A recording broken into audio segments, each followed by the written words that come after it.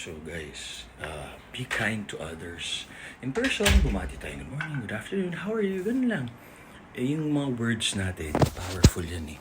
Di ba, mga spoken words can come to reality. Kaya nga spelling, parang spell, you cast a spell.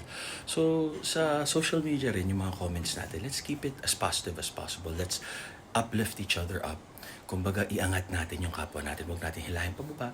Di mo alam, baka they have a bad day, may pinagdadaanan sila, may sakit sila, may personal issues, o baka may problema sa puso. Pag sinabi ko sa puso, baka sa mahal niya sa buhay, sa kaibigan, sa pamilya, baka may pinagdadaanan siya.